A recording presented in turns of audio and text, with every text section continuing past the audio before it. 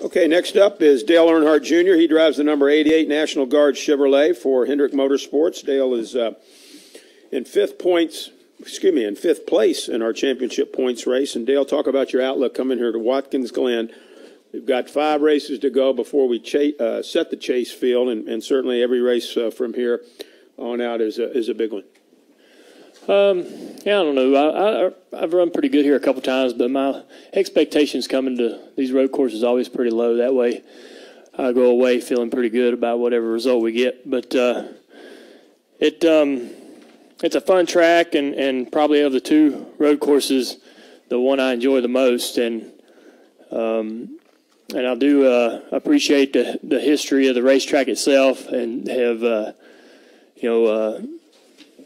pretty aware of how this place came about and all the Formula One races and other events that have been held here way before we started coming here. But it's great. It's a great area and a pretty fun racetrack. It's really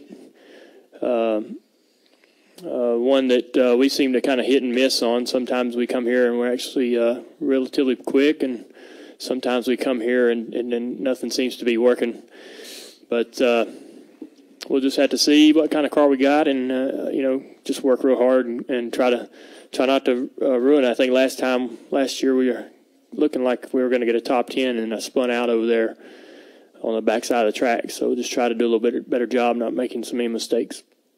Questions for Dale? We'll start right here on the front with Jeff, and we'll go to the gentleman here and then to Lee. Jeff Gluck from USA Today. Dale, Craig Zipadelli was in here earlier, and he was talking about how they're probably going to look for a nationwide guy that can do double duty in the 14 after the next couple weeks. And he mentioned that championship contenders, obviously that would make Regan a candidate probably. If that was an option, and if that happened, would you have a problem at all as a team owner? Would you view that as detracting from his championship efforts, or would you be okay if that situation came up with him doing both? Yeah, I'd be the first to want to put Regan's name in the hat for that kind of opportunity. I understand that we are racing for a championship, and I think that could actually help Regan. Understand. It'll be a challenge, but I think it can help him in some ways and be an advantage to him maybe to have that extra track time and just be able to have some other ideas in his head about what can improve his car. So I would be for that, and it would also give him an opportunity to showcase himself and give himself the chance to possibly get some interest on the Cup side as far as ownership goes, and get some guys maybe wanting to put him back in the car full time on this side of the deal. So that'd be good for him. Right here, and then we'll go to Lee. Dave Sully, Arietta Racing News. Dale, Jimmy Johnson was just in here, and they asked him if a road course in the Chase would be a good idea. I take it that wouldn't be on the top of your list. Yeah, no, I'm not a big fan of them. I understand they're fun to watch, and they're if you really, if you could put aside your feelings about wanting to finish well, win, or points, they're kind of fun to be in. If you can, get over the potential pitfalls and things that could happen to you, especially at the end, the restarts and everything. When we have late restarts, people just kind of go nuts, and you got to run over people or be run over. There's two things that can happen to you. You're either going to run somebody over or get run over. There's no middle ground really, but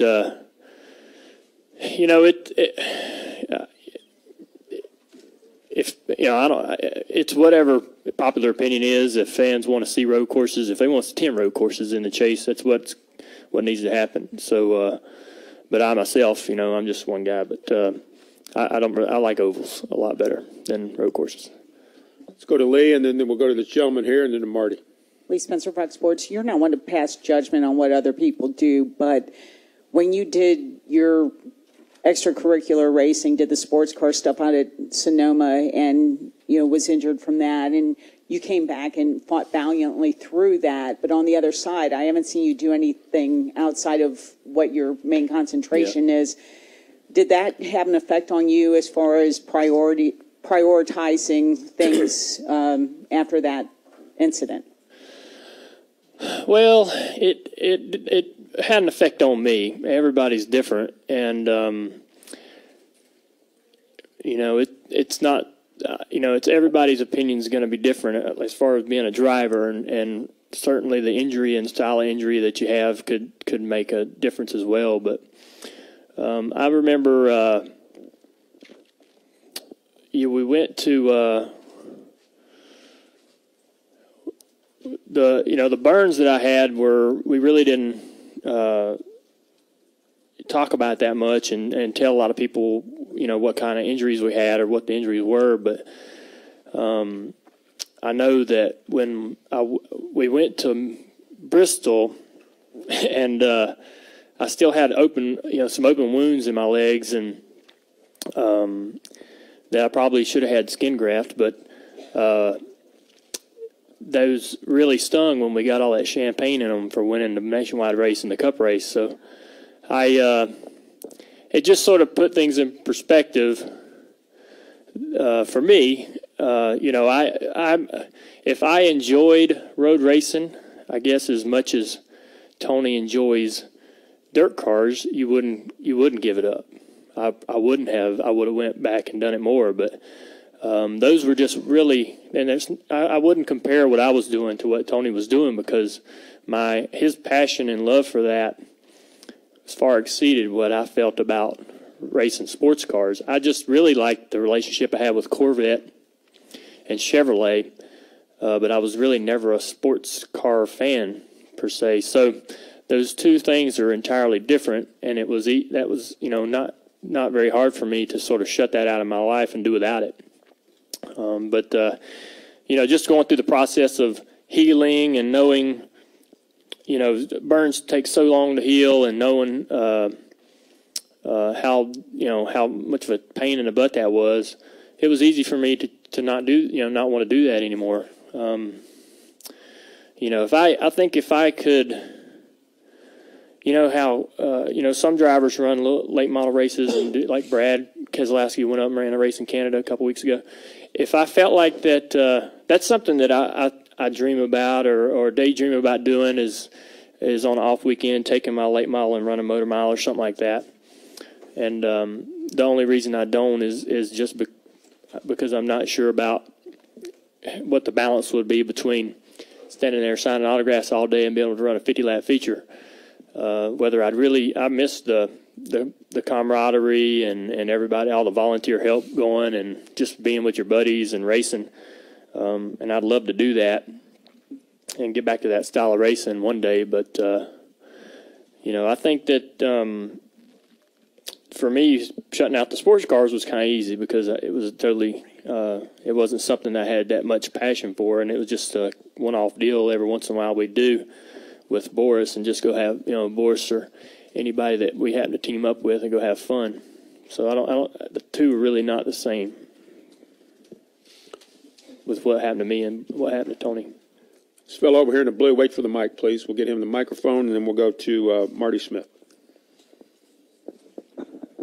Thank you, Dale. Jeff Kulikowski, News Channel 9 in Syracuse here. Could you comment a little bit more about Regan Smith's season for you and what it's like to race? And it's kind of what he considers his hometown here in Central New York, what it's like to race in your hometown. I know you do it quite often. Well, I don't, I know he does it. I don't really know how he feels about coming here and running, but,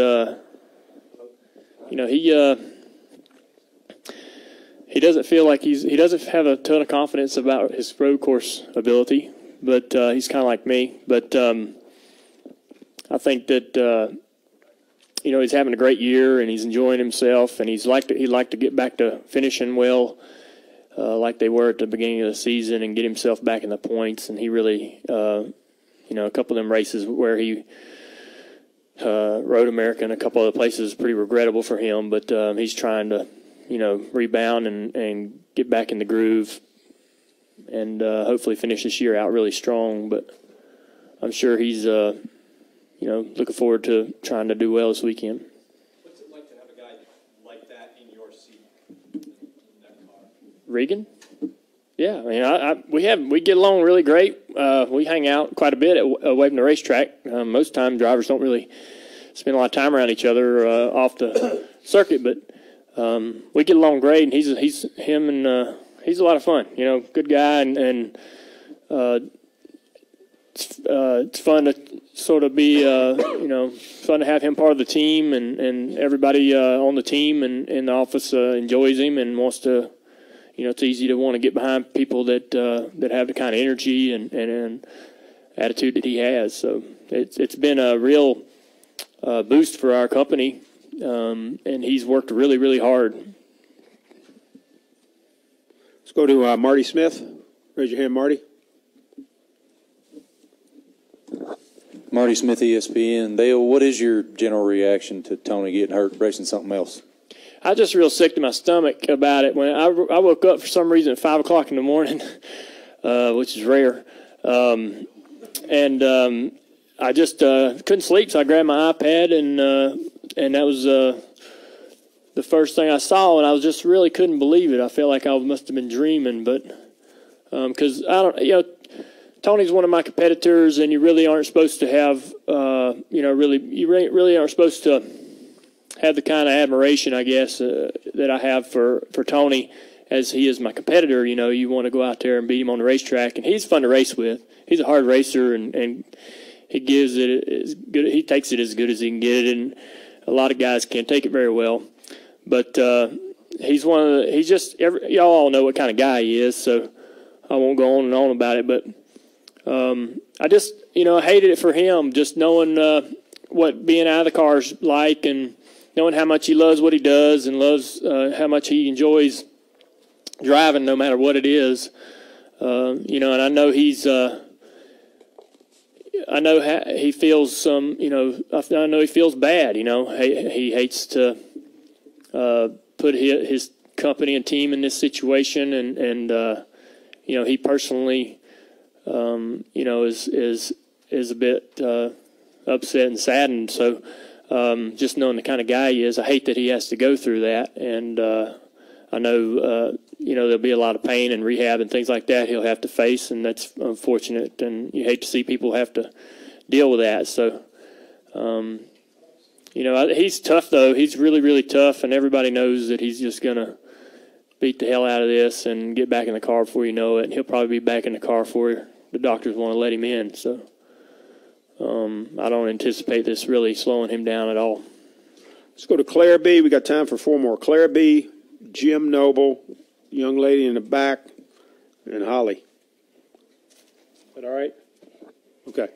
Claire B. Lang, Sirius XM NASCAR Radio. Dale, not about racing another series, but just about what it does to a driver to make him grow up or rechange his thought process when he is out of the car for a while.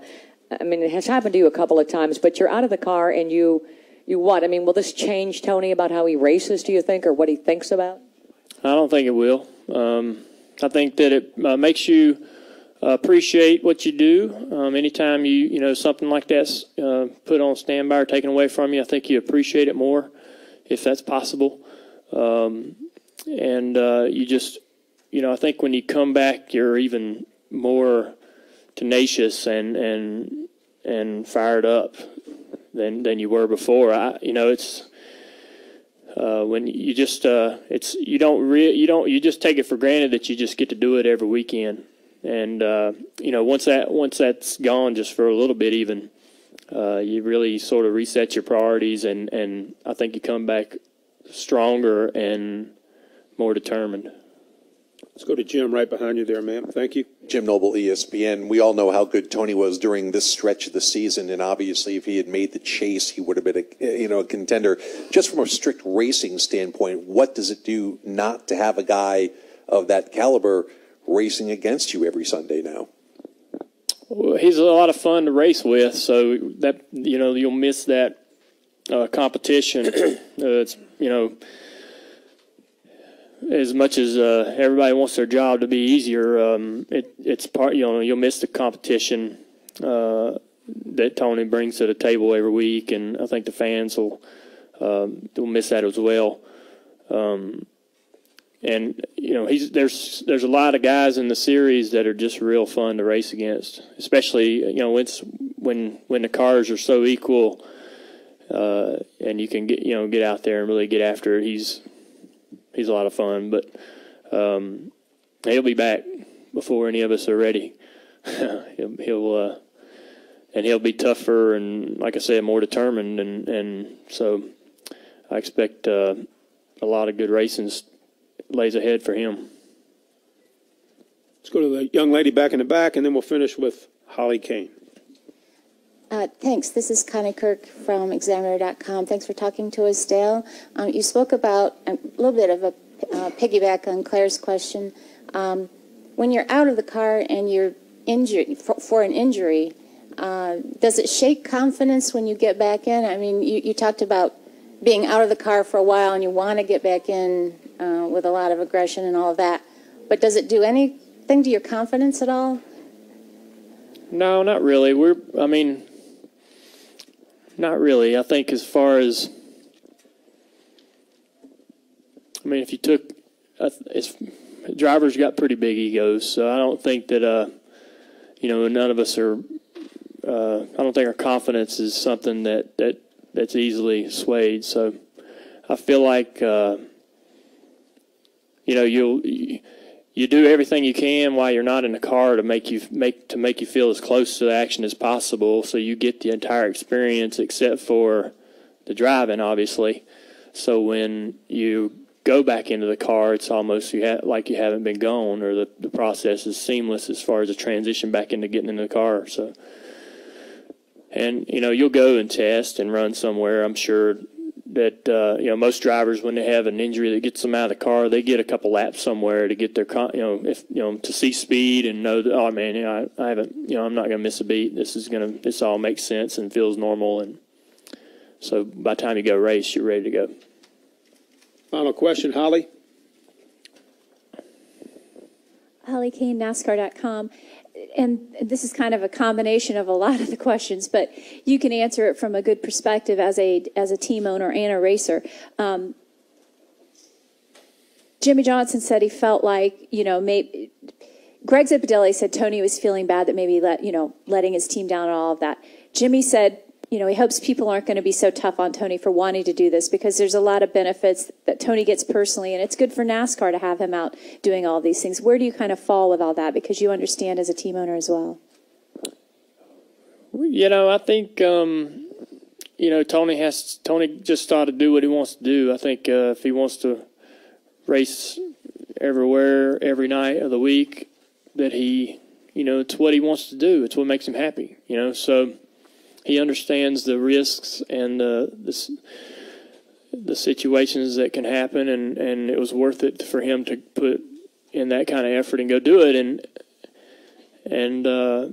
So I really don't feel like, I know he's upset that he feels like he's let his team down, and that's nothing you can really do to make him change his mind about that, because he understands that his top priority is his Cup program, especially being an owner, and he wears a lot of hats and he wears them really well. And he was such an asset to the sport as a driver, and to come in as an owner and do the things that he's done and have the success that he's had, become even more important to the sport. And when we talk about personalities and how that drives the sport, he's definitely at the top of the list as one of the more important ones and the more influential ones that sort of drive the needle. But I think that he's got to do what makes him happy, and that's why you like him. That's where the appeal is with Tony. I think is that he's a blue collar racer's racer. That he can get down on the ground level, and he might be the owner of a Cup team or the owner of a racetrack, championship driver, but he can get down in the dirt and get his hands dirty and get behind the wheel of a sprint car and win anywhere in the country on any night. And I think that's part of the appeal with him, is that he's that kind of guy that can do that. There's, we all compare him to A.J. Foyt and guys like that used to race all the time and just compile this amazing resume. And that's, I think that's definitely a positive for him. And and he enjoys it. It's whatever makes him happy. I think he ought to be able to get out there, and he's leveraged his life to where he can make those kind of decisions and be able to enjoy that part of it. So I think more power to him.